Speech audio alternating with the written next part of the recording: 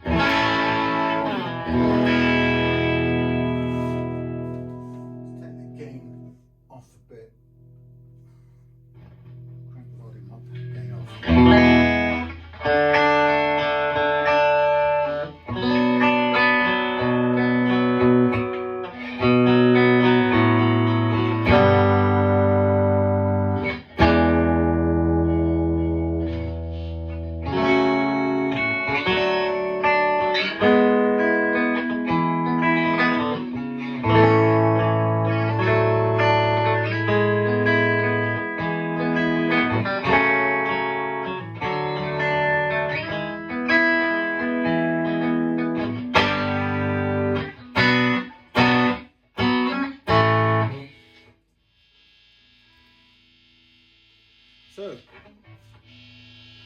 lights, noise, but nice.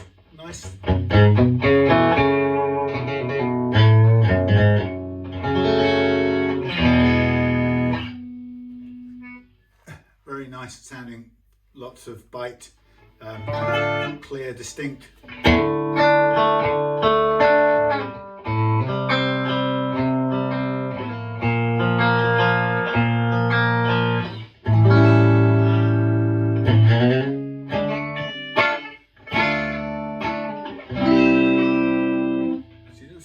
That's the D flat, doesn't it?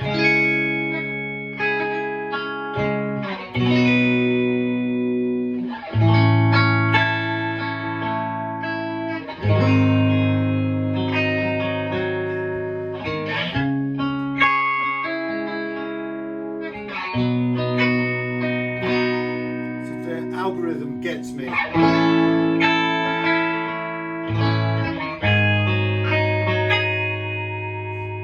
This.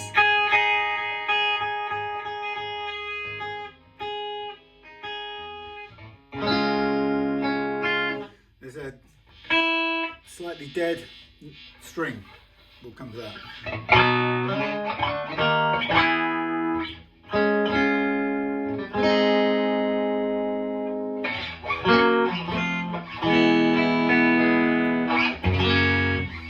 What does it go like?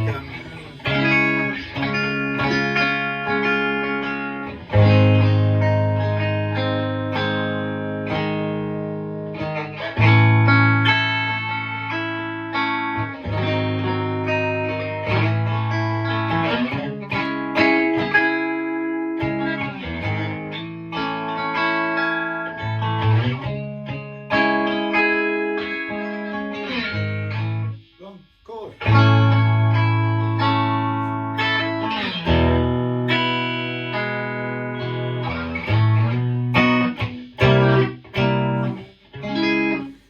Yeah, so that's treble, both.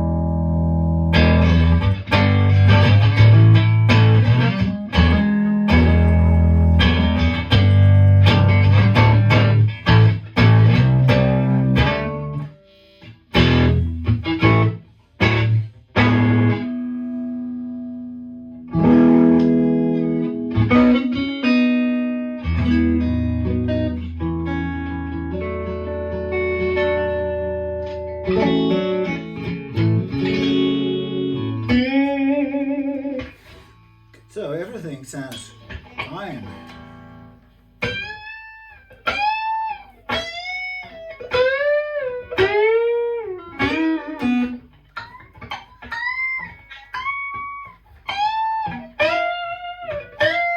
Just using my whole hand for a tin.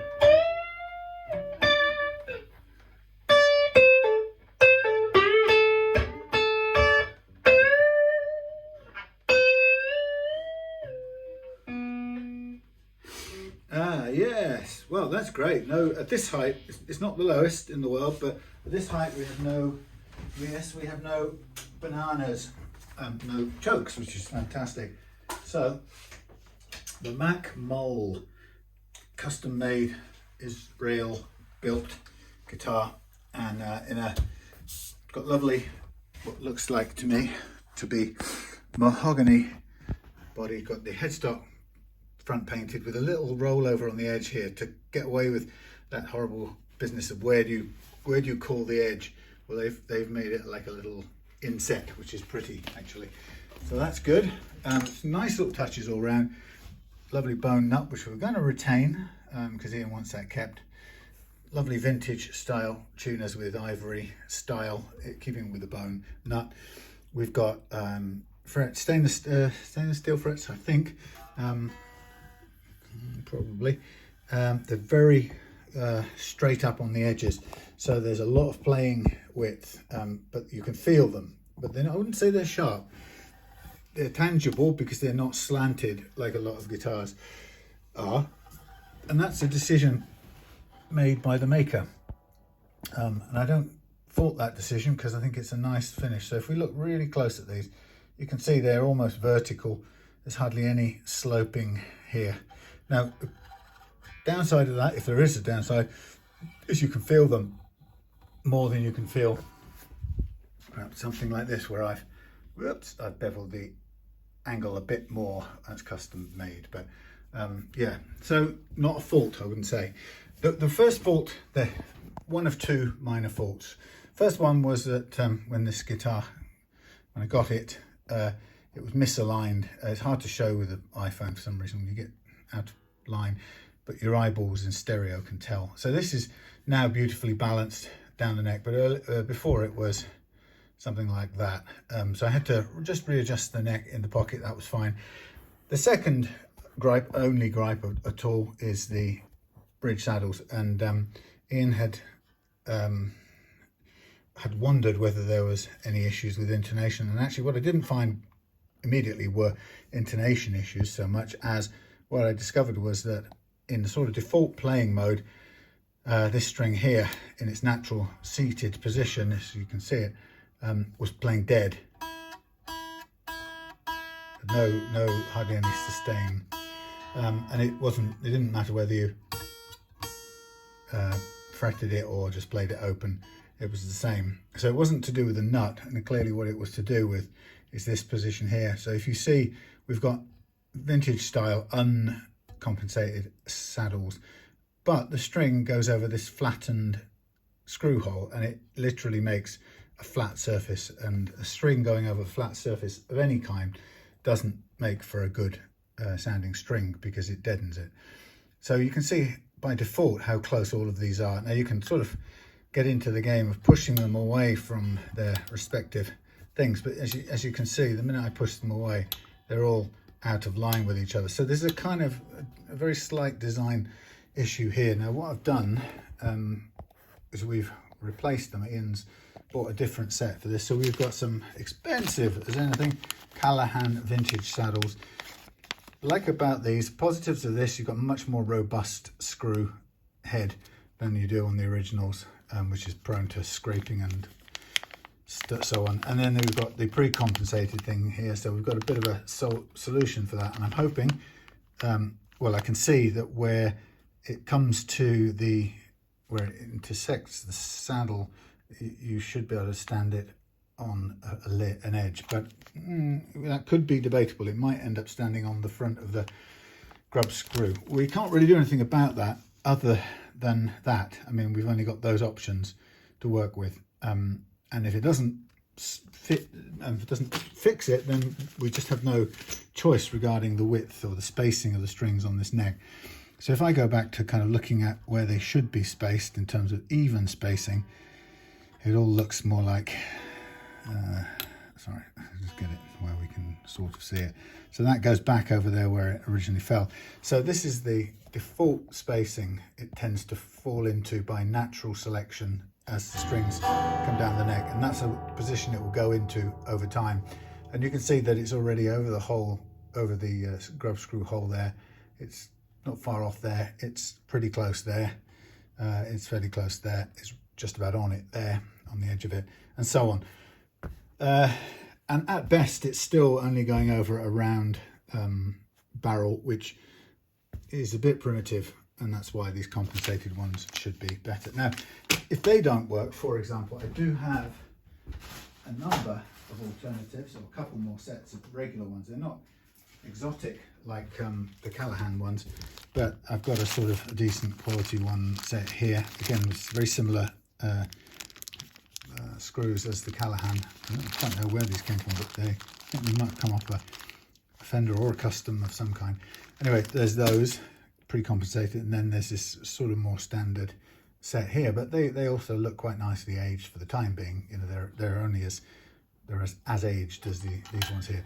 So we've got some options if we really fall foul of this positioning business. So we're going to have to do a bit of trial and errors on this, which is marvelous.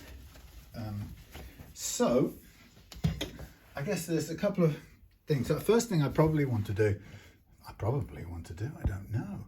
First thing I think I want to do is just show you a bit more of the grain on this, because it is very nice. I've got this sort of effect many times when spraying, just because it's a lazy, in one sense, it's kind of the lazy man's approach to grain filling. So you get a nice piece of mahogany, you shoot maybe some, well, you shoot some primer on it, but not too thick, and then you go straight on with your metallic finish, and here it is, all lovely and grainy. So you get a nice, really nice finish. And it's a sort of metallic, but it's a satin kind of finish to it. So I really can't see anything to fault about that. It's a lovely workable finish, dry sort of feel to it, and you get the texture of wood. It's not like a sticky, smooth, glossy babe. Now, another change we're doing here is this was originally customized for somebody, custom built for Ross, and it's got a serial number. It's the Stinger model. So we're going to take this off and replace it with a blank stainless steel one for the time being, and keep this in for possible resewing. I'm not telling the exact truth. If there's another flaw, it's not a flaw, it's just an aesthetic thing. This is a very particularly yellowed sepia. This is straight out of the amber stain or yellow stain bottle, with a bit of amber thrown in certain spots and just blotched to give it a little bit of texture or movement in the colour. Now, it's not bad, but to me this doesn't say old guitar, and I don't mean it should be automatically being sanded off down and oil rubbed in to give it that grey look that people like. It's just that it's a little bit saffron, as I call it. Up here this looks kind of lived in a bit. It's got a bit of age feel. It's got a nice dull scratch plate. P90s look pretty new, bouncy, but the hardware looks suitably aged. So the yellow is a little bit Chinese colour for my liking. Nothing wrong with Chinese colours, but you know what I'm saying. This is the colour of a neck you might get out of AliExpress or somewhere on eBay. Oh, the fire's gone off. No wonder I'm dying of freezingness. Come on, give me full power. Thank you.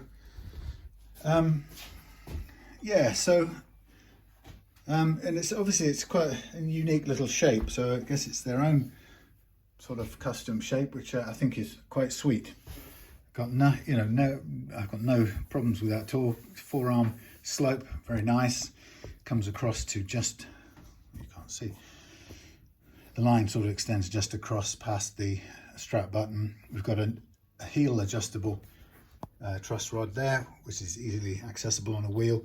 And like I say, this nice, really nice tortoise shell. It's a quality tortoise shell. It's not your cheap stuff from the average tortoise shell shop. I have no idea where this comes from. I mean, apart from Israel, but I have no idea who's making this stuff. It's a sort of, it's almost a 4-ply. It's taut, white, black, white. So it's quite a thickness. And then, yeah, you know, the neck and the tone, it's a very good piece. I won't try to guess the price of it. It's probably £4 new or something, so it is not cheap. But I've got to say, for playability, it hits the mark so far. It's running 10s, which are a bit heavier than my sort of preference, but that's you know, purely subjective. I'm just looking for a screwdriver of the right size. Can I see? Hold on. Where are you? Come along. You can't have vanished. No, you haven't. You're there. Yeah, so I see quite a lot of custom guitars, and I have to say this one is nearer to me going, yes, that's definitely worth it. I often have a problem where I kind of look at them and think, ooh, I don't know about that. Why is that £4 or £3.5 grand and so on? And sometimes I just don't know. So I'm going to put this back here for a minute while I do the some action adjustment, a bit distanced. And I just want to see what the heights are. We want to go, I know Ian would like it, no doubt, to go to the standard action height that we I often do with his guitars. So we've got what I would say currently is actually, it's just about the 150 mark. That's quite good. So have you set this up, Ian? No, you haven't seen it. It's come direct to me, hasn't it? That's my target action. So what I call low, other people have gone for, and it's pretty good. It feels higher than some guitars. The neck's very flat. The nut is, first fret is perhaps a little higher, we'll see in a minute, than I would have it.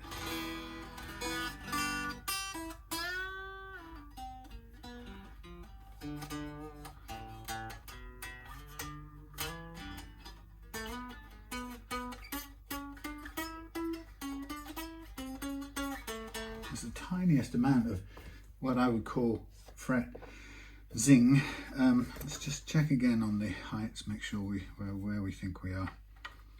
According to this angle here, we've got 1.5, 1 point. So this shows 175, a little bit higher viewed from that angle.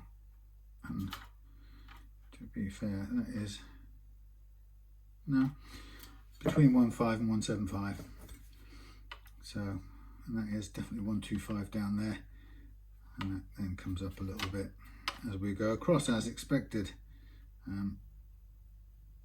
Yeah, so I think that's interesting that I wouldn't necessarily go anywhere down. Now, if we did go down, if we were going to go down any, we could do, let's say, half a turn, and we would want a different kind of thingy for this.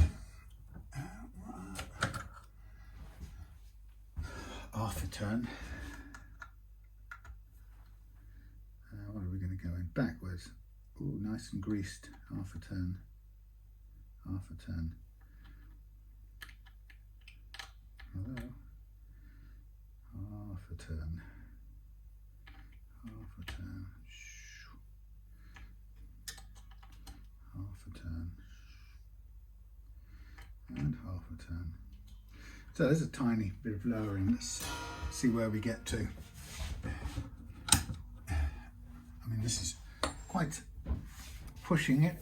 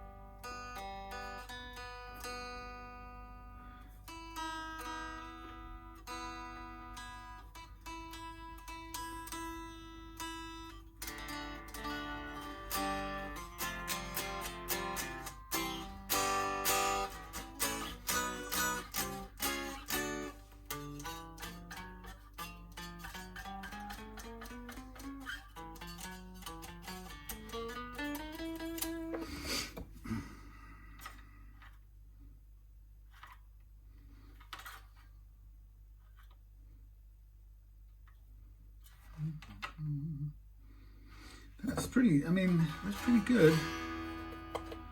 It's just below my normal target, so it is pushing it.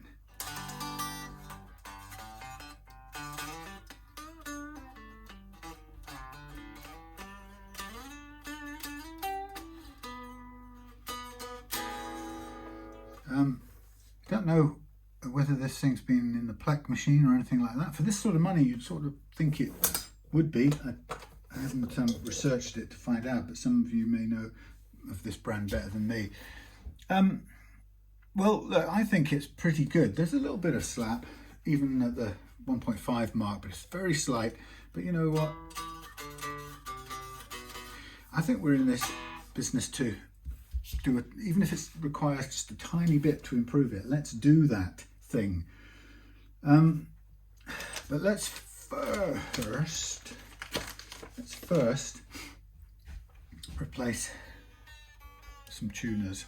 No, not the word I'm looking for. Replace the saddles. So hopefully the strings will hold up as I do that. That's the main thing. So let's come down here and look at the saddles themselves. I had an interesting internal argument with myself the other day, as somebody came on comments on my channel, and in the wonderful abusive fashion that some people feel they have to do, came on and effing and blinding to tell me that I should stop talking about anything other than guitars. And truth is, I've never, including this one now, I've never actually tried that out from, wholeheartedly, because I think there would be quite a lot of silence, and that might be fine for most people, I'm sure. I guess I'll have to try it one of these days and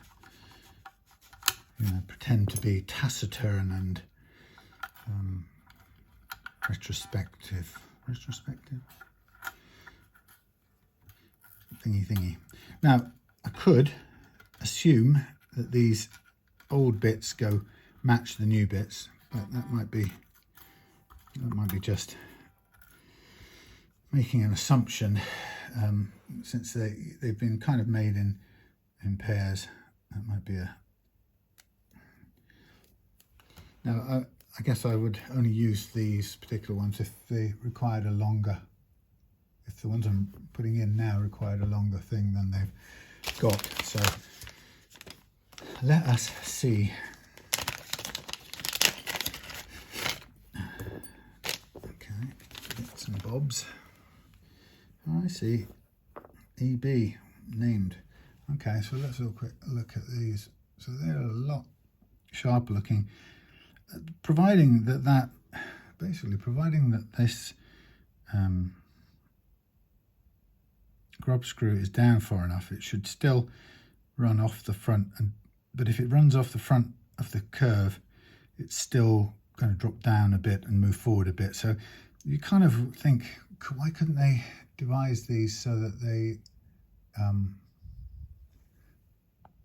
why can't they devise them so that, you see those grub hole screws, why can't they be clearly back from the line? Is there an absolute reason?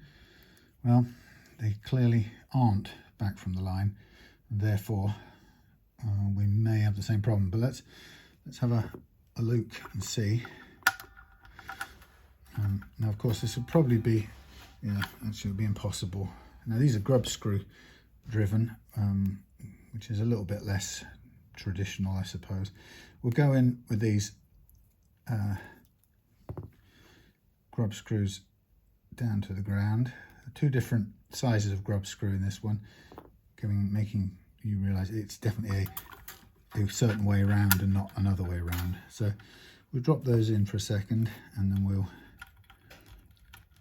flop that on there like so, and then let's get a little bite in a flat line like so. Okay, now I'm going to just hoik that back. So the first thing, I should have just measured this for the proof of the pudding, but if we do, that's not the right one.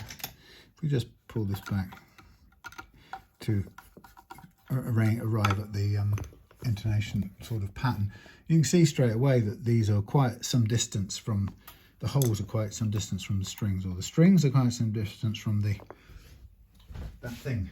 Oh, you know what I mean. Strings are some distance from the grub screw holes, strings, so front, back. And this is an American style because it's Callaham, isn't it? Yes. Imperial troops. No, Imperial grub screw.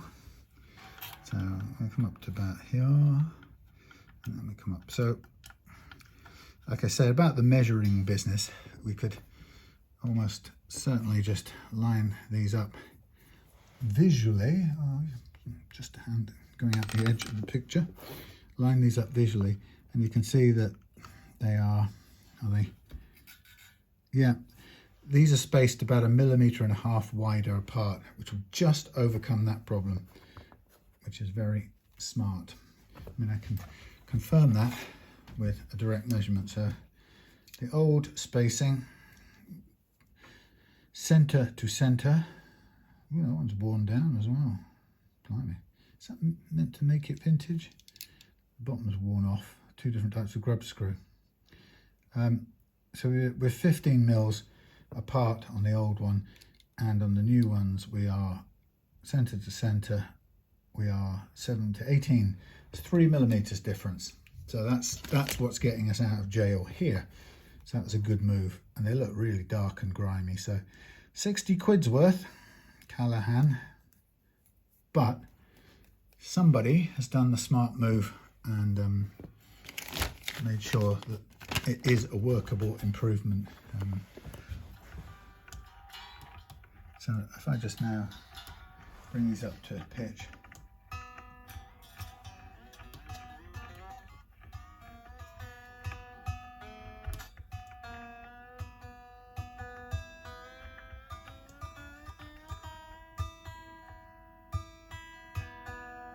Lovely sustain. Delicious. Let me just get I can't see right now, I'm just going to check the action height because it's hard to see. So I'm just going to raise these up a bit.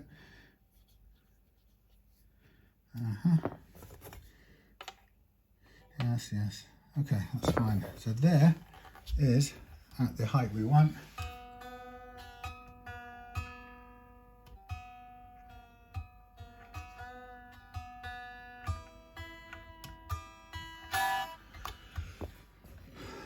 Oh, sorry, the view is just awful. I'm so bad. Sorry.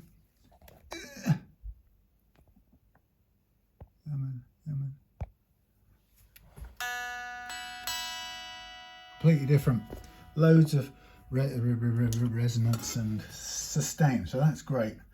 Let's slacken off the next ones and we'll dispense with those as well.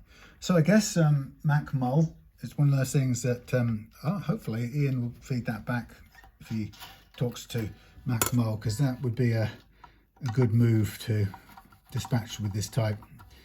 Go for the slightly wider spaced. Now you might say, how do you achieve that wider spacing? I can see that it's done. I'll put them side by side again in a second and see if we can get a really close up. There's a way this is achieved. Because obviously you've only got a certain amount of spacing to play with so that the strings retain their spacing, side to side spacing. So just hold up with that. Dazzle the world. Dazzle the world. The 7 seas. Just going to take these out to flat. Right, something like that. So there we have that one. What we're going for next, we'll go for this one next. And with our Callahams, let's zoom this out. So it sits flat on the deck. What can you see? Oh, you can just about see that one. Well, I'm going to zoom in anyway. So you can see that we're going with exactly the same spaced pieces, but you can, oh Lord, the lights have gone crazy. Right, can you just help? Oh, thank you. Right, well, what you can see is that obviously the grub screws are smaller than the slotted screws, just slightly, and the slotted screws have a bit of a sort of what's that word, countersink-ish, a little bit of wider space around the top, and then they have about 1 millimeter space to the edge of the barrel, the brass barrel. If you look at the Callaham ones, the whole of that grub screw is slightly smaller diameter.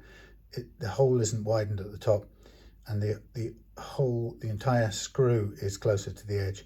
So that's where you get your 1.5 millimeter difference or clearance out of the way of the strings from. So that's pretty good. Important little detail. You know, I often, this is that one of those, what was that? I always quote it, there's like a radio show or something where a guy would say, and people used to say to me, they'd say, Larry, I can't remember who that character was.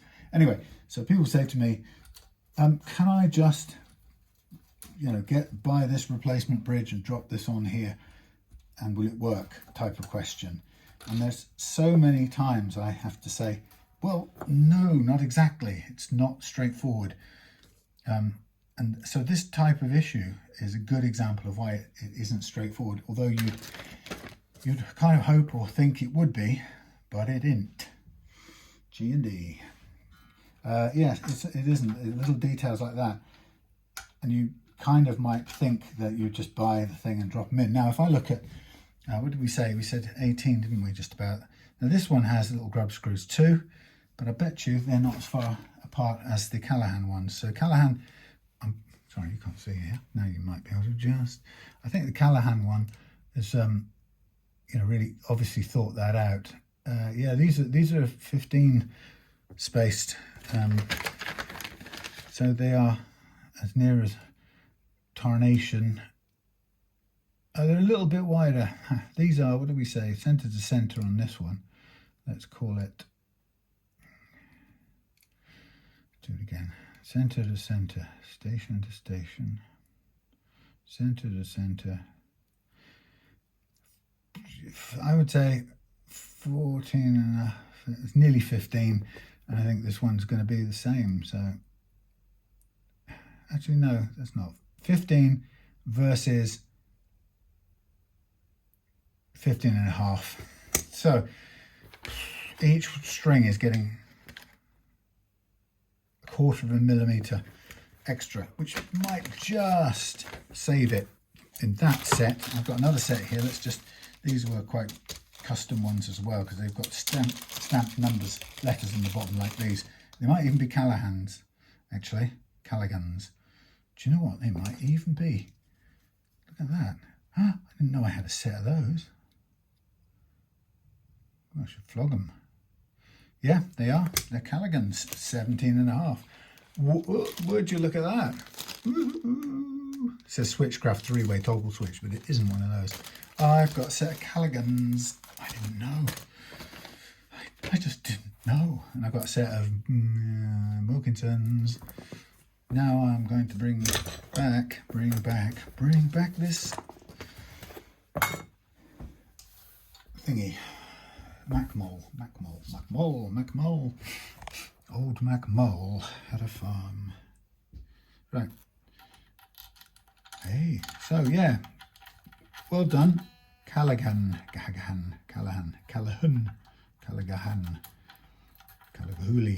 Let's just check we're the right way around. A D. No, a G and a D.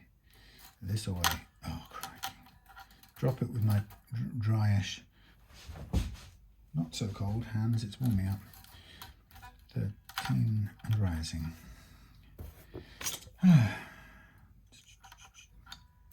Just a little bit difficult with the string still on, but I'm trying to save myself time and kerfuffle. Right, good choice. Solved.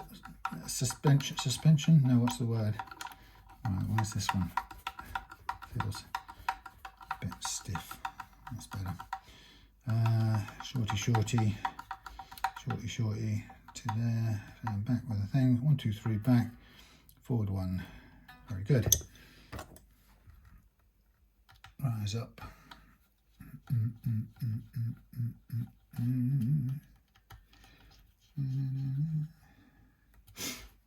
Marvellous. Well, you know, Callaham might be 50 quid when they're aged, 59 quid when they're aged, but they won't be that price when they're standard brass, but they're still handsome. Yeah, so it's quite often that question is very subtle. You know, what looks like it would work doesn't always. That's a nice positioning too. Everything falls comfortably in its natural zone. So let's take these off. So I'm going to do a very, very slight leveling on this, just because we can. You don't have to say you're leveling. So I've got another brief for Ian after this one, and it's going to be a headless conversion, because I recently completed a headless Trekkie for myself. There's one more in the Trekkie series, but this one in many ways is the best handling, best playing one I've done, and it's helped by the combination of parts finally that, you know, sometimes it takes till AliExpress or somebody makes a part that you can use just exactly right for what your purposes are. So in this case they did come up with the right thing,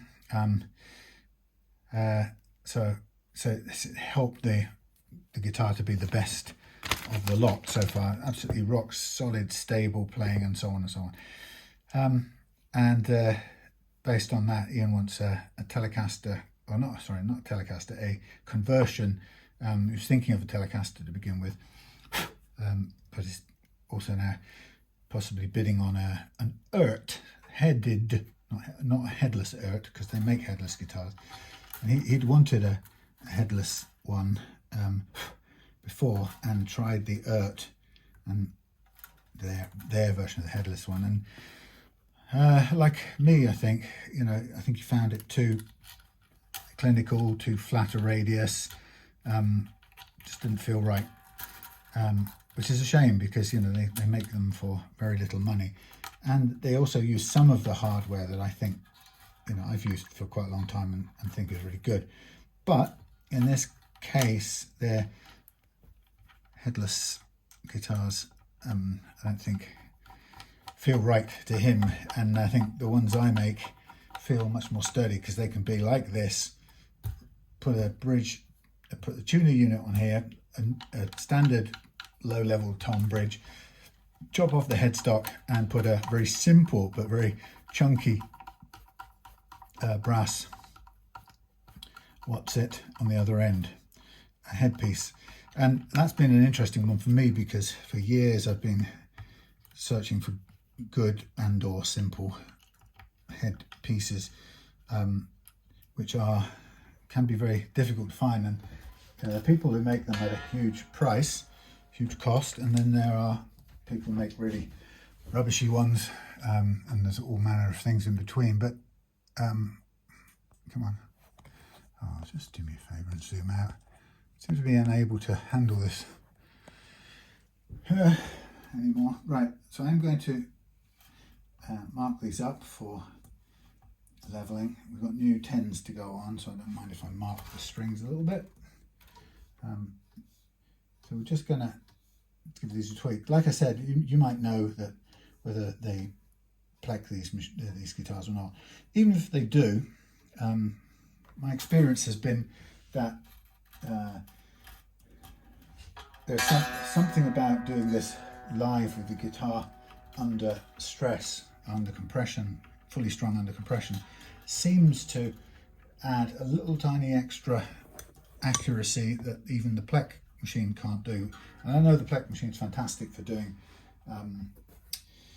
nuts and things like that, and a good basic leveling, but customers who've had both done have regularly said they preferred they felt that the hand precision leveled one was better than the ones they'd had plecked. So you know, I'm not here to kind of try and claim it's better than, but if customers say they prefer it to and they can tell a difference, what you'll see is that however this has been leveled, and it is pretty good, as you can tell, because we can play most of the notes without hardly any fret slap, and we can get all the bends at the original chosen low action. That's very, very good. So it has been done very well one way or another. So I totally give it that credit for that. But we may still get a little extra benefit out of it by doing that little bit of precision leveling. So we'll see as the bar tells us what's going on.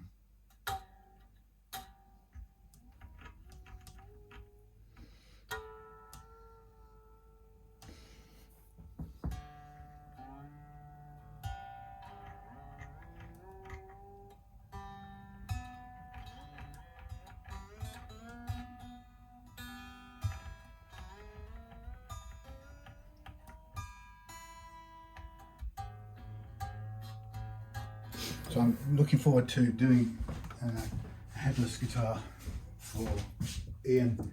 And here's the block that I made the other day. Extremely, well, not so much extremely simple, but yes, extremely simple. But the reason it's simple and effective is because I've struggled with too many types of headpieces for too long. And I've got loads of prototypes, variants I've made of headless guitars with various different types of headpiece on them. And this one, it's not the most, you know, it's not machine accurate, but it's it'll do the job nicely. It's a nice solid chunk.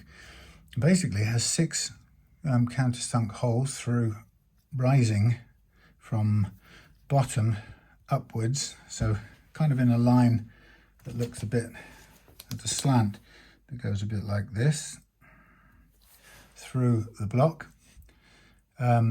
So that could be the back, and the string comes out a little higher at the top. We'll clean that off later.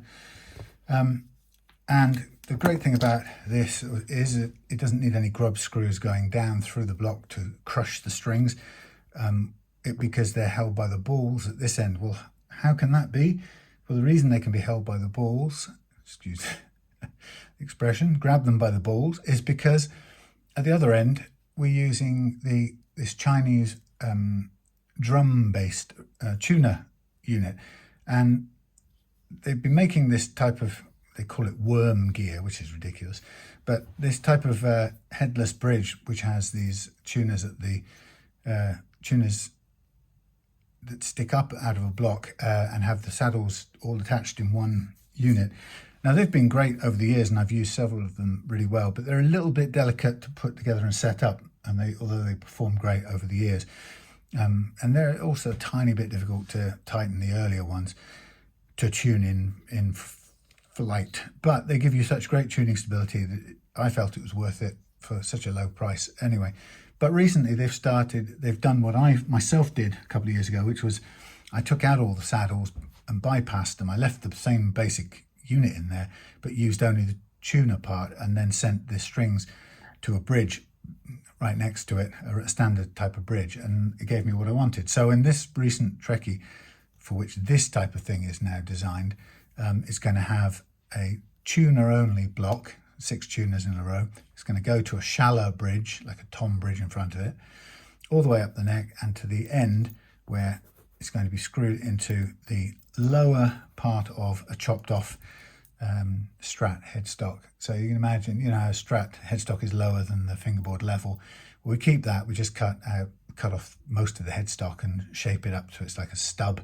And then this will sit on it with these 3 screws, holding it really firmly in place, flat to the plane of the headstock. And then because of the real beauty of this cheap Chinese bridge, or sorry, tuner unit at the other end, is because it takes cut strings, the ball of every regular type of string you want to use holds at this end, takes all the weight and the force, and it just stays there. You don't need any downward grub screws.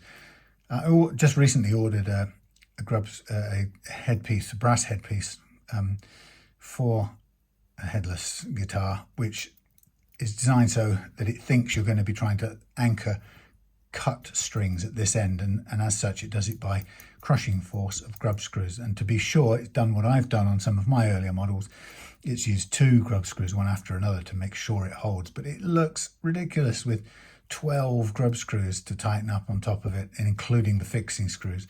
So this is, thanks to that Chinese tuner unit, which accepts the cut ends, actually is built around using the cut ends on this, winding on this little drum like a fishing reel, leaving us with the string balls at this end. And that means we can, I mean, I made this in an hour or 2 maximum the other day, and I could probably do it a little bit more accurately, but this is, as it stands, this is still really effective. This will work perfectly well. It's wide enough to just sit right on the headstock, cut off headstock for a Strat. Yeah, and it will just, the strings will go in low at the back and come out midpoint and rise up to the nut. And it's also, I designed these so that you use a nut. You never try and build the nut into this kind of unit here. It's just a stupid and unnecessary complication. Or even try to use a 0 fret somewhere. You don't need anything sticking out. They have kind of forks sticking out of them with the grooves that the strings go between. The string just needs to come out of there and go up to the nut unhindered, and it can do that without catching and snapping or doing anything. So I'm really looking forward to doing this one. And the great thing about that tuning unit, which I'm going to talk about it when I make that guitar, and I'll talk it through in detail, but the other great thing about that tuner unit is that because the tuners stick upwards and are short stubby things, they allow you to put them on any guitar you like. So you can just start with a standard Telecaster, as long as it's got a where am I? As it has a solid top that you can drop this bridge onto and affix it. It's only about that size, the tuner block.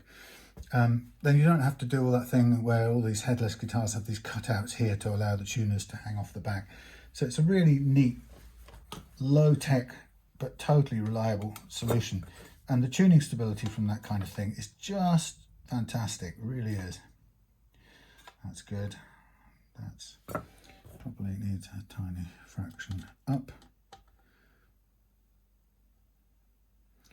And on there, possibly.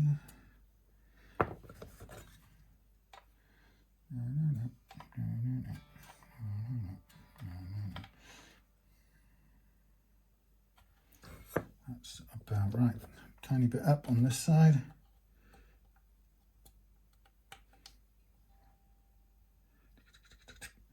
I think I'll go with that. Now what I'm just going to do is give this a pull, like that.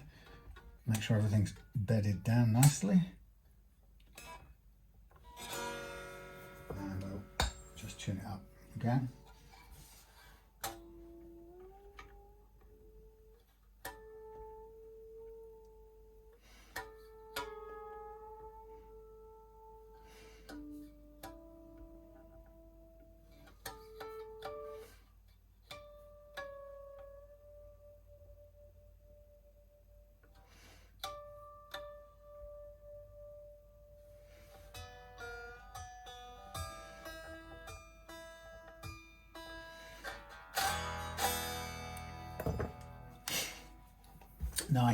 Nice. So there we have it.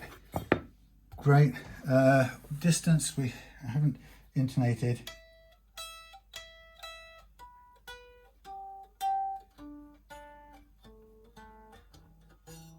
Very close. I'll worry about the fine tuning on the new strings when we put them on. So there's the the MacMull, what do you call them? MacMull saddles. How funny to turn out I've got a set of Callaham saddles. Let's put this in there, that in the bin, this in the bin. Right, so now we're ready for this very, very mild, slight, careful fret level. Now this, in some ways, this is a little bit country and a little bit rock and roll. no, it's a little bit diagnostic and a little bit, yeah, diagnostic really, just to make sure. Let's just do one check. Yeah, just to make sure that it's as good as it can be. Now, at this action now, we've got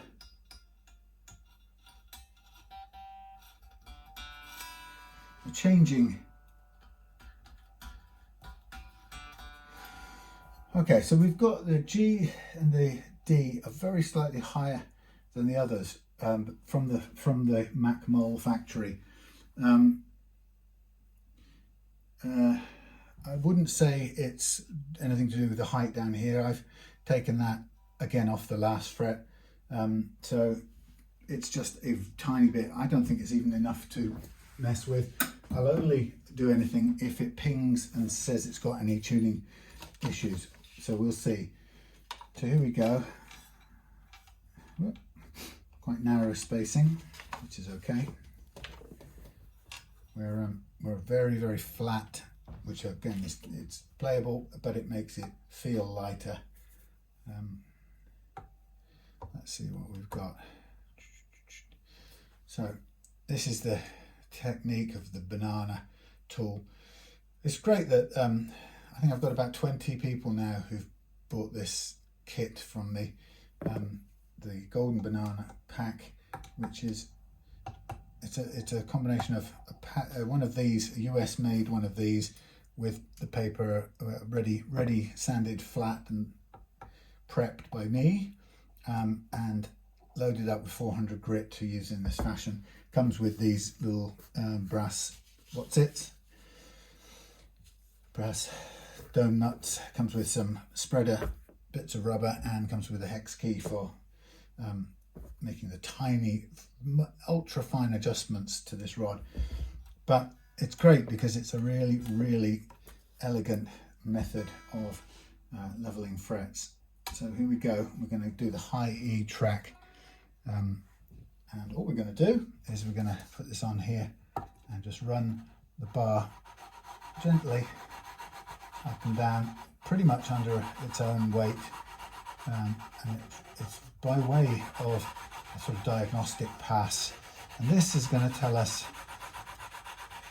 what this rod believes the topography of the high E track, as I call it, is.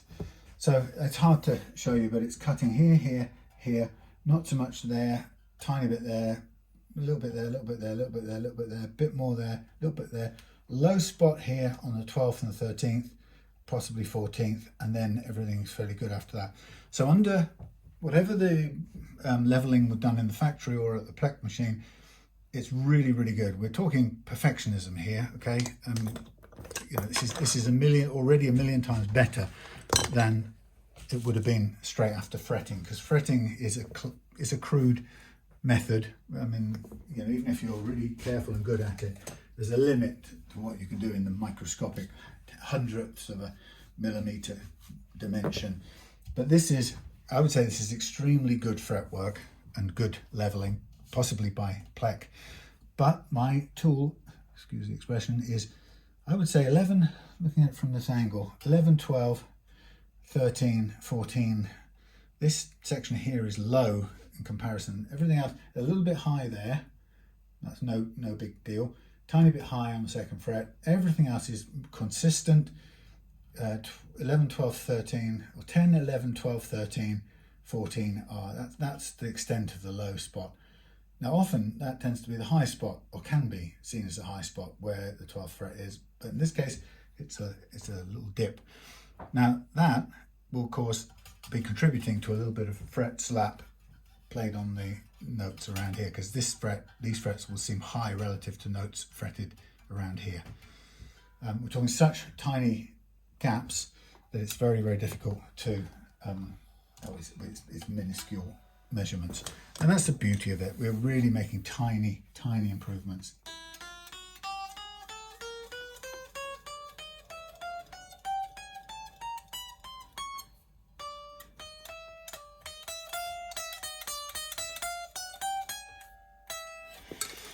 Right, because I'm at it, I'm going to do the tiniest little bit more on there, and that again only under gravity, its own weight.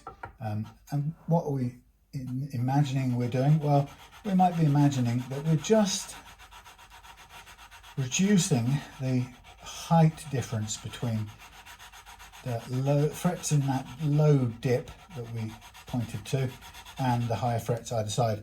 And I can see they're now cutting on the frets in that dip. So that's evened it out enough for the bar to cut a little bit on those low frets. So that's nearly, as near as damn it, level, perfectly level under load. And this is the important bit.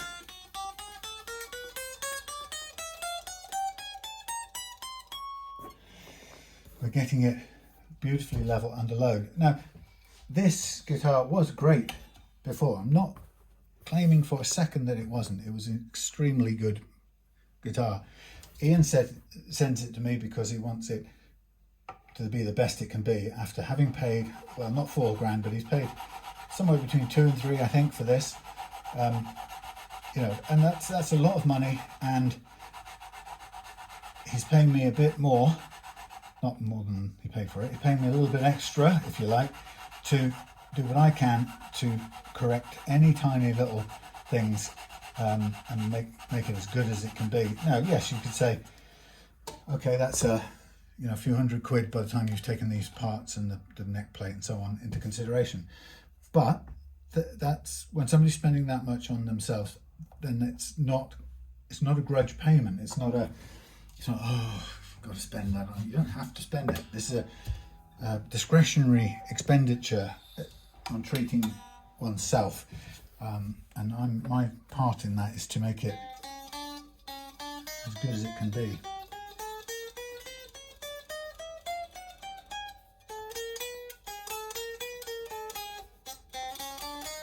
Now, one of the things that people who don't do much with their truss rod don't know is that if you have no relief whatsoever, one of the first things that can happen is your notes down here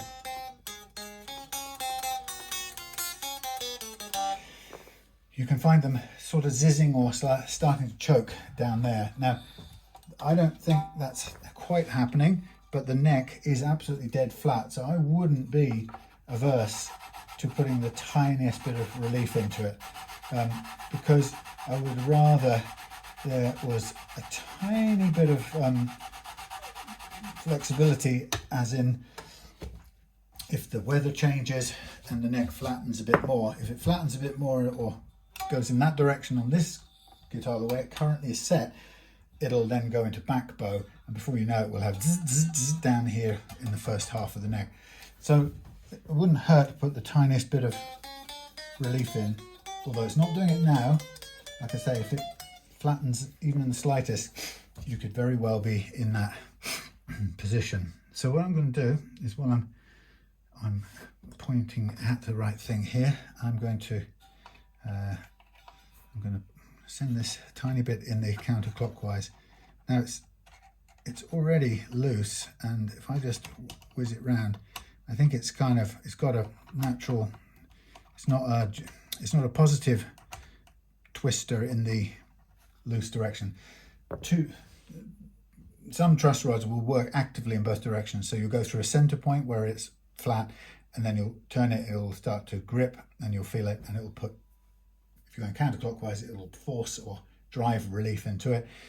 If you turn it the other way, that relief will come down, it'll flatten out, it'll go slack, you're in the middle point, then you go right or clockwise, and when you're doing that, it'll then put a hump in it. So I went to slacken this out because it's already dead flat, and I've discovered that it's only a one-way truss rod, which is okay, but what it means is that if it was immediately at the slack point, which means I can't push any more, I can't force or dial in any more relief, which means this is as relieved or curved as it's going to be. Now, that little tiny last widget has put a tiny bit of gap in there. Probably about a 20th of a mil, but it's more than it was there.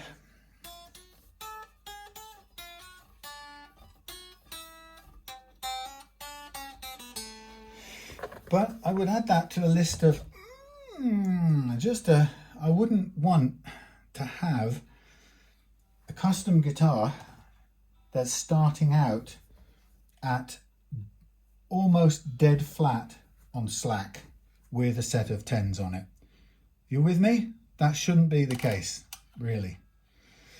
And it's very difficult when you're making a neck. Sometimes you can get caught out, and for example, if you were to I've been caught out where the slots weren't quite wide enough for the gauge of frets I was using, for example, and then the result of that is that the extra metal kind of pushes the neck into a kind of back bow, and you end up with it starting out with a back bow. And if you are lucky and you can slack your truss rod a bit, you might relieve it and dial out some of that back bow that you don't want.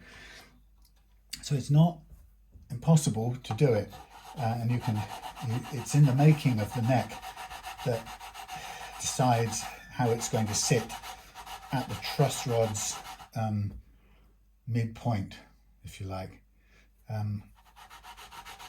So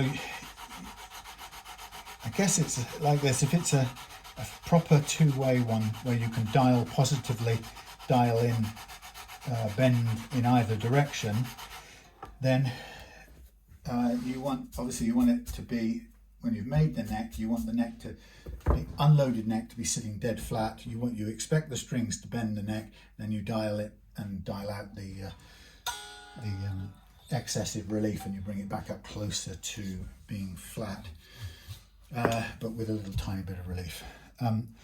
But if you've made it and then it ends up being almost dead flat under load, it's not ideal. So I would say that for a custom built guitar, that's a small criticism. As you can see, we're making it play, and it's playing fine, but if we were to put 9s on this, we might suddenly find ourselves running out of relief in the neck again. We'd be on dead flat, and then it would compromise our ability to set a very low action. We might have to be a bit careful and instead go a little higher on the action to accommodate any changes in the neck relief profile due to weather conditions. So, as I was explaining to Alistair this morning, who came around and dropped some guitars, this business of these increments are tiny, and they, the tiniest increment will make a guitar buzz if the weather changes. If you set a high action, the opposite is true. You set a high action and the thing can change quite a bit underneath the action you set because it's quite high, and such environmental changes won't really result in any noticeable playing sounds, buzzes, or anything like that. So as soon as you're into setting low actions for people, you are hostage to weather changes. You just have to know that, and people who like a low action have to know that as owners they have to be responsible for not panicking if that happens, but instead making a small adjustment with the truss rod. That's nice, that's really good. It's cleared up that little tiny bit of frizzle that was there, so it's well worth taking the time to do it. But this one, as I say, this is same with when you have a good guitar and you look at where the saddles fit. So you get a guitar, and if you buy a custom guitar and it comes to you with the saddles crammed right at the back, then what it means, yet again, I've somehow switched off this damned whatchamacallit, this iPhone, and I've lost God knows how much. Anyway, we've still got it on this camera. Thankfully the Sony always saves the day, so when I come to edit this, the Sony will be the major camera, but I must have tried to zoom in and touch the off button, and it's no obvious feedback to tell you where you are. Anyway, so I can carry on the same logic conversation I was having. So which is, yeah, it's quite a big deal to start in this position. You know, so for example, if Ian said to me now, look, I want more relief in this neck than this, I'm not comfortable with having so little relief, I'd say to him, you've got nothing you can do other than put on heavier gauge strings than you would normally like, and that's not good. You don't want to have to be in that position of being forced to put in heavy gauge strings to try and make it more playable.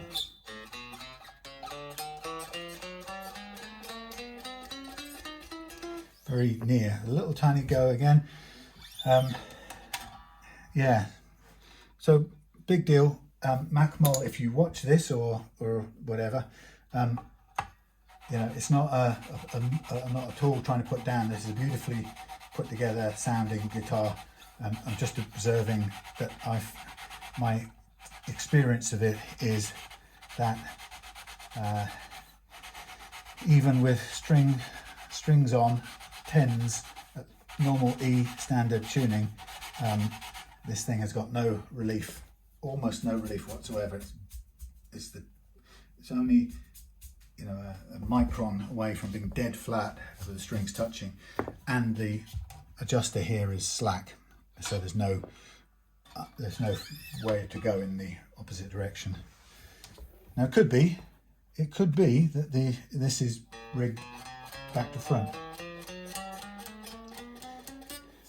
And that's the funny thing is, because I've actually had guitars in the past, 1 in 1,000 works completely back to front, and I have no idea whatsoever how that came to be, whether some factory decided to buck the system and do all of their truss rods back to front. So because it doesn't make any sense that a 4,000 quid, dollar, whatever guitar would be in that position where you can't dial the relief to what you want, it's less credible that it would be like that for, you know, a quality maker. There's a little flag that's gone off in my mind that says, could this be one of those that's back to front? Now, why might it be? Well, it's Israeli made, so, you know, how many Israeli guitars have I seen? Very few, if any. So it could be, you know, that 1 in 1,000. The other ones that were back to front were from other exotic countries that I had never seen before. Not the country, but the guitars.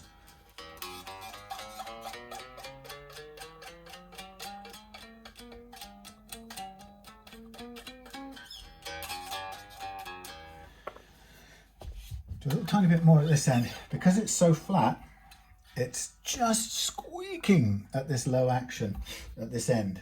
And that's, remember I said that with a very, very low action, if your neck goes anywhere near being flat, as soon as it's flat, especially with a low action, you will lose notes in the first half, or they will start to zing out in the first half of the neck. So I'm just doing a little bit of extra there in case that's what's happening. Once I've done that, I'm going to then test the opposite, the opposite truss rod adjustment. Kind of, you might think that's a bit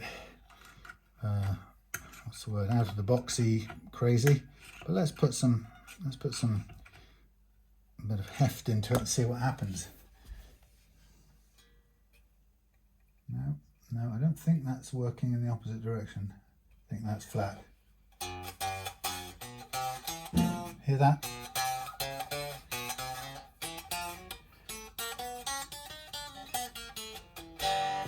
That's starting to bring back in the fret slap, because it's going into a back bowed position. Let's dial in a bit more in the tighter position using our turny thing. Okay, let's check. Now we should, absolutely no clearance. Now we should hear.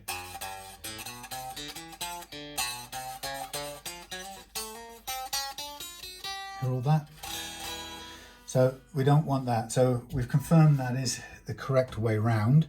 So it's not a weird geographical thing. Actually, I think the last time this happened, or the last time I found a reverse truss rod, was on an Indonesian custom-made guitar. There we go. So that's slack now. So I'm just going to take it away from slack so it doesn't rattle, but we don't want to put any pressure on it.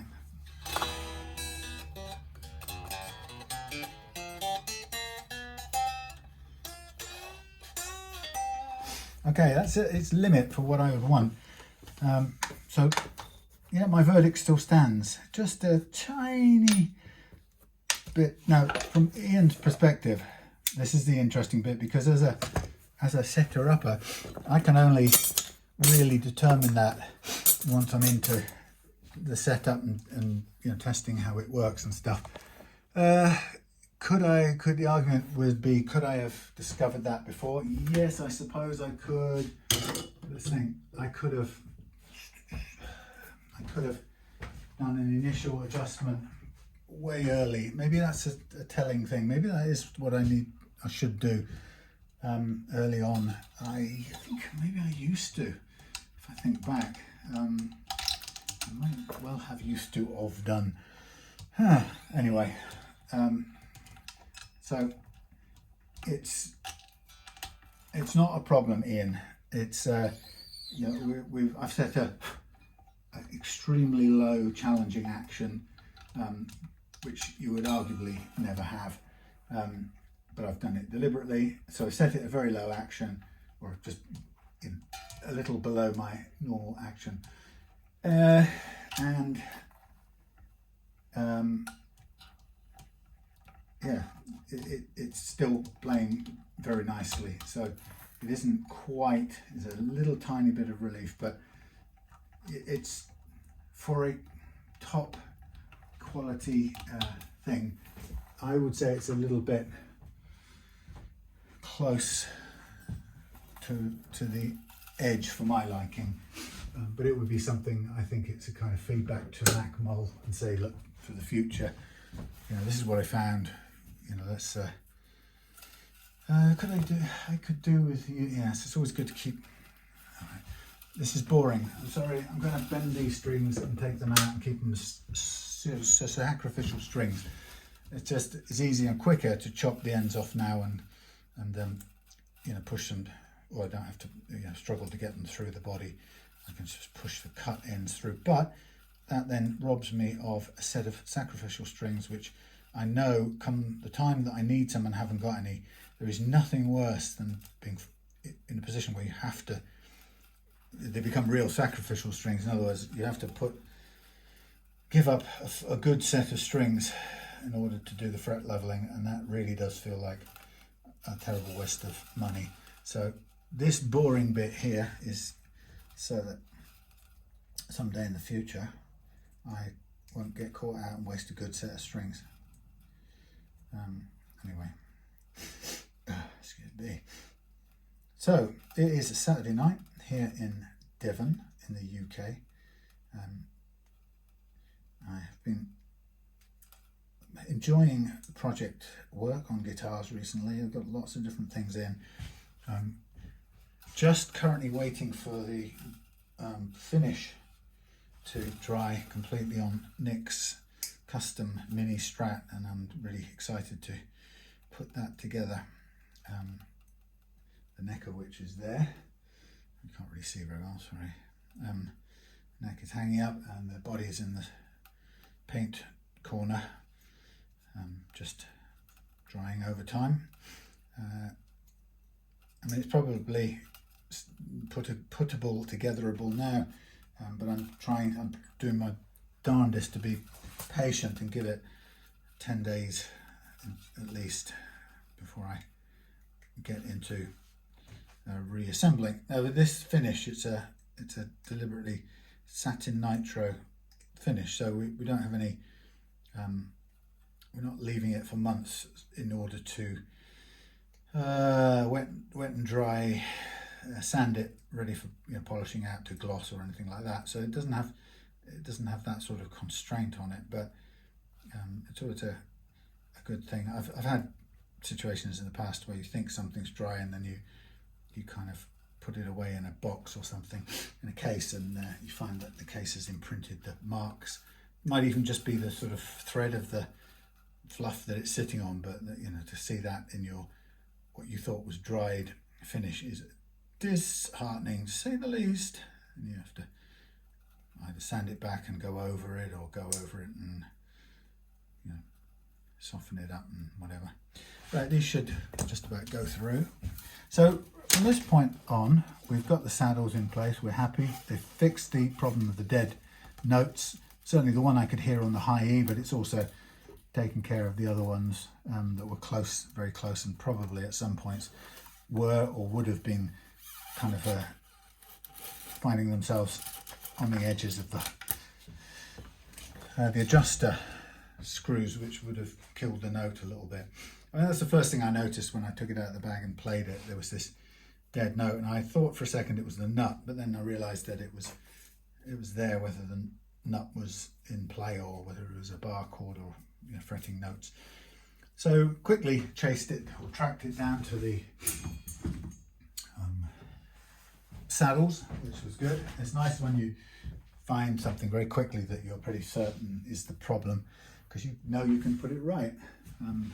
So it's very rewarding. So what I'm going to do now, I'll probably go off screen to do this. I'm going to just do my usual long-winded thing here of taping this up and then sanding out and polishing out the frets using all the grades of paper in the universe, plus all the what do they call those things? Why can't, oh no, I put them down together. 2 sets of micromesh. Oh, micromesh papers. Sort those out in a minute. Yeah, so let me mask this all off, and then I'll do the do the sanding and polishing out. Then I'll change over the plate, because that's not very exciting, and I'll come back ready to restring. So see you shortly. We're back again, and frets polished out. I forgot to mention recrowned, so the recrowned and polished out, and here we go, ready to fit the new strings. So I'm going to plonk you down at this end, zoom you out without switching the damn thing off. I'm just going to hope you can see. And then I'm going to proceed to restring with new strings and stretch and get everything hunky dory. Anyway, gosh, look, I've managed to go through a whole short setup without talking about politics. Not because people got annoyed, or a person got annoyed. I mean, what happens is when somebody is rude like that, I've said this before, but I am, what do you call the word? Hide the user from channel, and they can, I don't quite remember what the mechanism of that is, but somebody once told me that when you do that, you the user still thinks they are posting. I don't see how that's possible, but it sounded cool that they would still rant away and argue and insult and end up being seen by nobody. So that would be very cool. Anyway, I remove people simply because it doesn't add anything to anybody when people are just venting for the pleasure of insulting. So you're out of here. Anyway, I mean, I think we've got to a point now where it's almost too crazy to even discuss anything so-called politics. And I don't mean real politics, I mean just the state of the world. You know, we're in complete madness territory here, where every day, well, we sort of knew it would happen now. So every day a new incredibly strange and bizarre thing turns up, you know. Oh, we'll take over Gaza. I mean, okay, there's some positives about that in a kind of way, but it's also not feasible. It really isn't feasible to come in and tell some other country what you're going to be doing to them, whether they like it or not. I mean, oh look, that's exactly like somebody else we've not been happy with recently for doing exactly the same. So it's just it's nonsensical. Anyway, so there's a new one of those every couple of days, and it just seems to me that it's almost like the only purpose of those suggestions is not to be taken seriously. They're meant as, you know, what do they call it, bait, you know, that people can get into a feeding frenzy and thrash about, and of course the media and people like me who just talk about it or whatever, but you know, everybody falls for it and goes and discusses it as if it were serious, when in fact it's just makes a load of noise, and then everyone quietly forgets it and moves on, and nobody really says, oh, what happened to that thing where that bloke was going to do that, you know, buy or invade Greenland or steal such and such from somewhere or take over something by force or whatever. Anyway, and it's gone, and we'd look back on it in a few years' time and go, God, can you believe we thought that was going to happen, and everyone got worried about it, and then it just vanished without a trace. And I think it always reminds me of that. If you remember the Truman Show, when at the end when Truman breaks out and the illusion is finally, the crime against him is finally exposed, and he's free, and when that happens, all the two security guards can think of is, right, what's next? You know, and they don't really even bothered about Truman. That's in the Truman they've seen, you know, apparently cared about all that time. They're just, you know, hungry to move on to the next thing, and that's what it feels like in modern politics land. Well, of course, you know, it's real too, because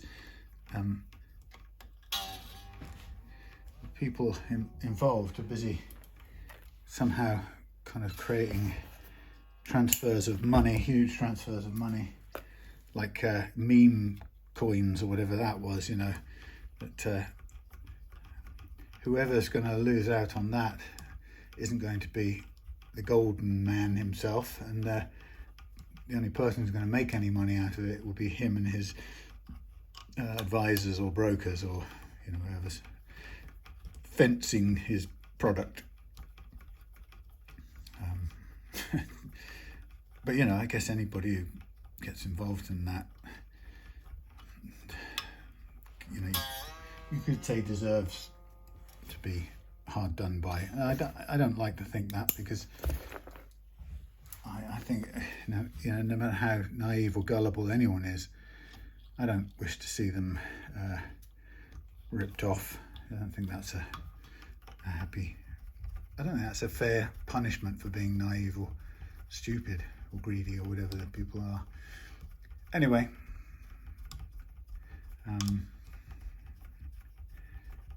so I kind of think the saddest part of all is these chaps that we see on the world stage, all of them chasing power to wield and power to make their empires bigger and richer, and you know, that seems to take over as the only important thing. And the funny part is that we all know that doesn't bring anybody any peace of mind or happiness, you know.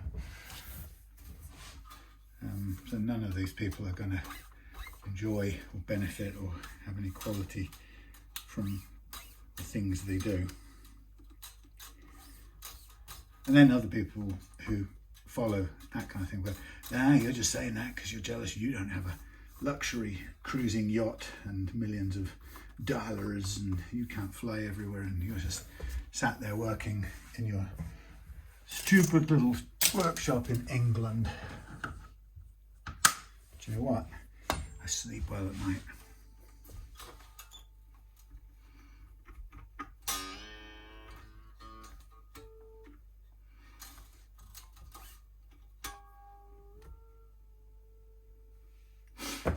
I sure do. Clean conscience, clear conscience.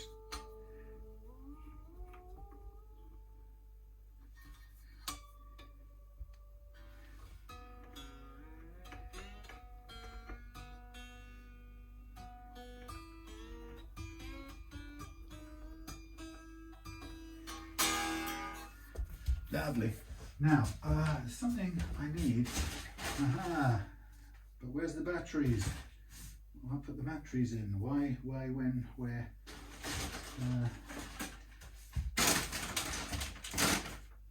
Where would I have put batteries?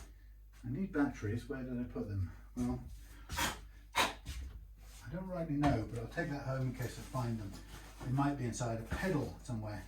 I need that to test the circuits for JT's new boosting thing. I know I'm changing the subject all of a sudden, but there used to be a battery connected to that charger right there. You know, it's gone somewhere.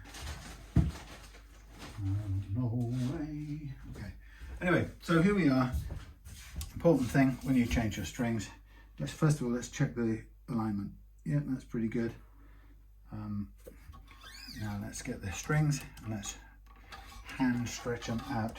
Thumb and forefinger stretching. I'm trying to think why and where I would have taken that 9-volt battery. I must have taken it home for some reason. But what does it go in? It only ever goes in effects pedals or people's, blimey, it goes in electrics, guitar, you know, preamps in acoustic guitars. I hope I haven't given them all away like that. It wouldn't surprise me if I had. I tend to put them in people's guitars when I set them up, and then I remind myself to take them out and forget.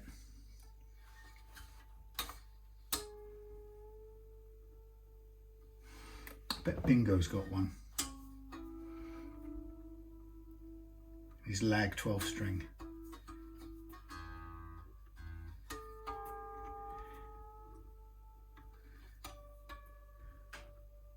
Anyway, Ian suggested that when it comes to making the headless conversion, I could film it.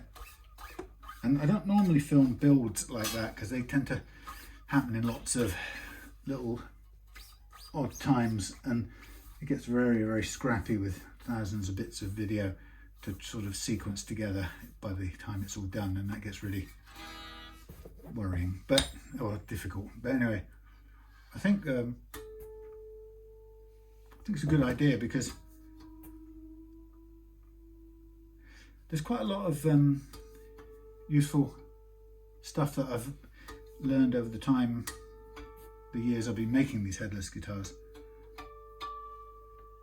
that sort of shows up the flaws really in a lot of the approaches that are taken by the expensive ones.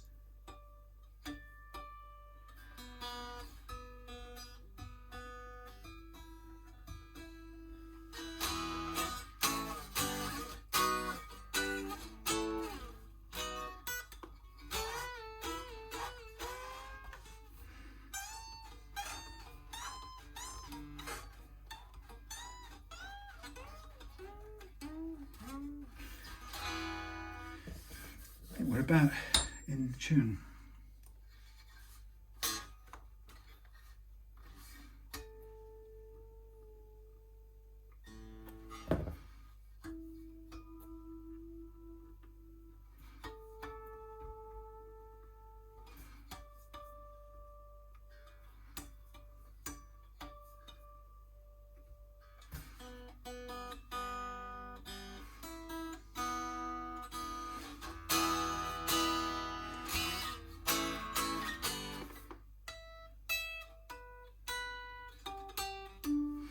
I'll put it, just a quick test now. Final thing really will be just test the intonation and adjust where necessary. The compensated intonation is always, it's never totally perfect, but it's not bad. But we have to bear in mind that it's, you know, the compensation is preset, so we have to hope it's good enough. Yeah.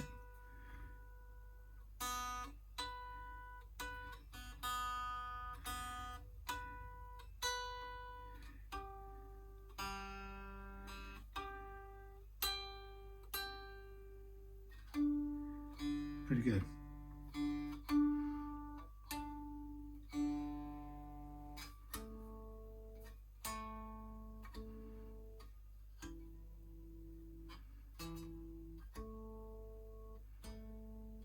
Now the A is a little bit long, so I'm going to push A this way a bit, but it will have to be a compromise with the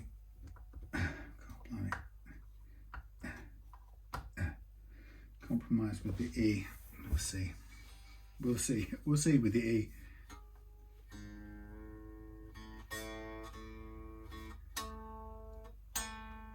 Yeah.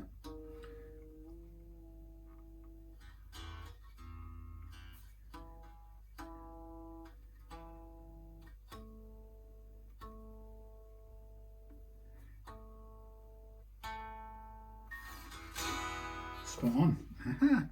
Good. Nice little adjustment.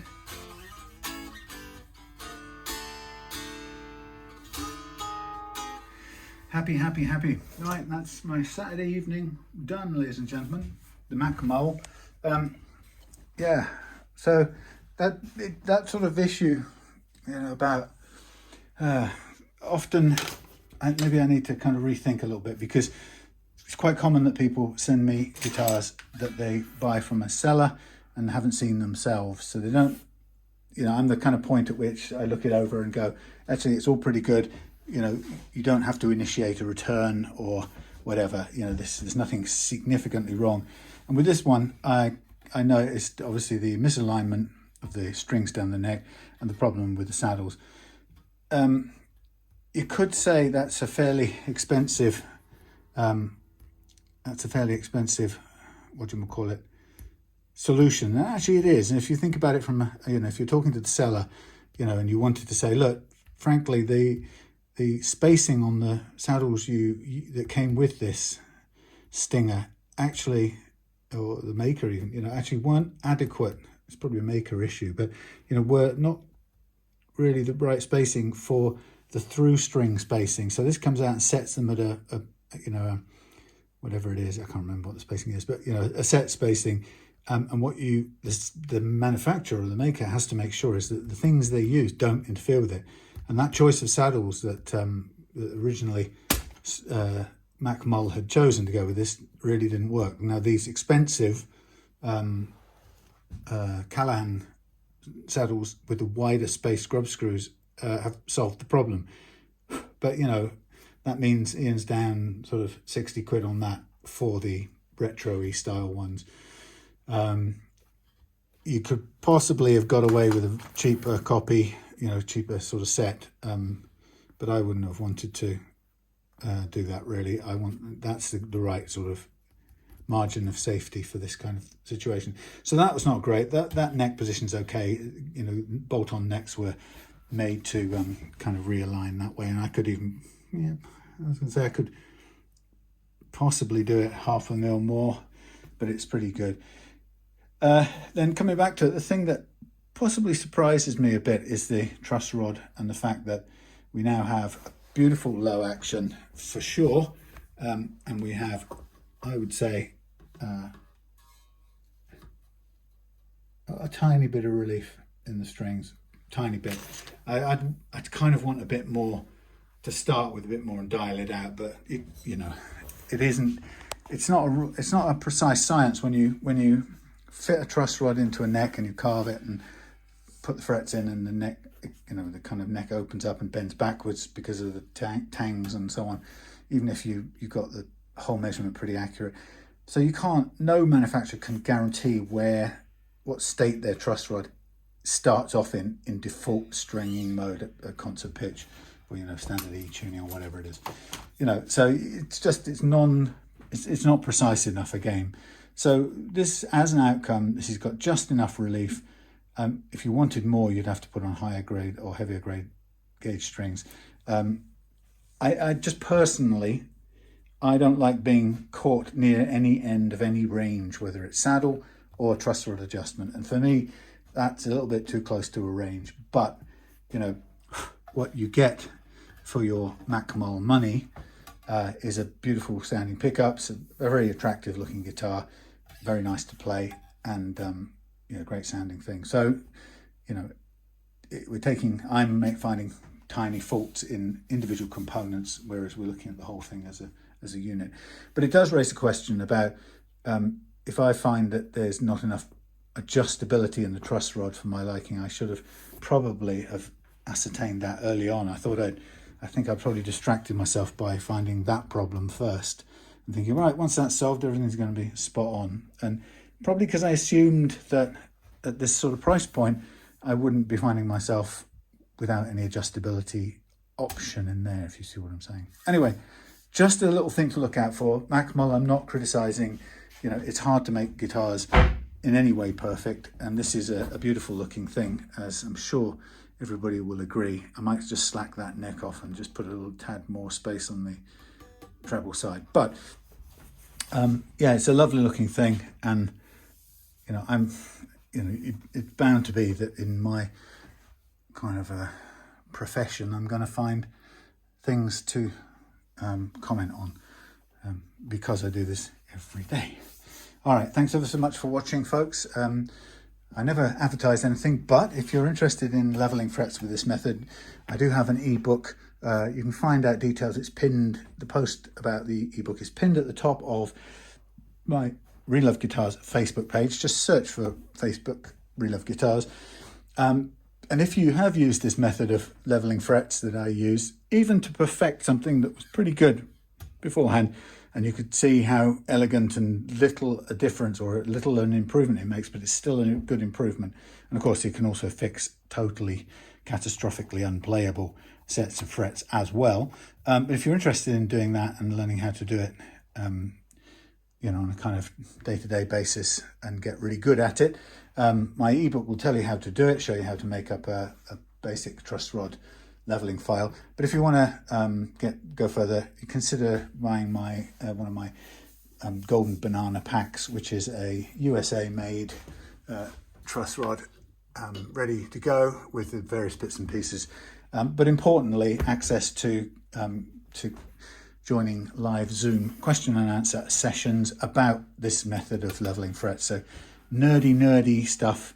Bring any questions you've got and we can get into it for an hour and a half every 2 months. And that will be throughout the year for anybody who's joined the Golden Banana Pack. The pack is 80 quid. That includes the truss rod, the bits and pieces that go with it, 5 strips or 6 in total strips of 400 grit paper. That'll keep you throughout the year. Hex key for adjusting, and it also includes a membership or the access to the Zoom sessions as and when suits you over the space of the year. The Golden Banana Pack Plus is 110 quid, and that includes both my ebooks thrown in as well. And then if you want a plus, I can't remember the price I put on it now, but it's you'll find it if you look on or contact me. But it contains both a base length banana prepped and ready to go with all the papers it needs, and a guitar length one as well. So if you're doing bass guitars and those other ones, regular guitars, it does both kinds. I haven't got one hanging here, but I've got a couple on the shelf up there, bass ones.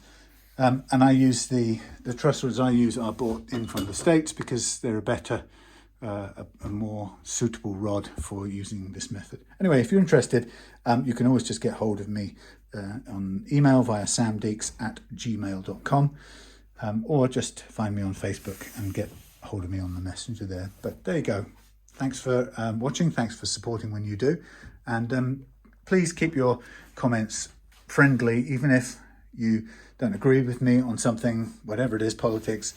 The problem isn't that we don't agree. The problem is when you start insulting or I start attacking you and being unkind because you believe something different. So very keen that we treat each other with some respect when we disagree, especially when we disagree. It's easy to treat people with respect when you agree. Because if we don't play a little part in trying to make peace in this world, we really are in trouble. Anyway, see you soon for some other guitars this week coming up. Thank you very much for watching. Bye for now.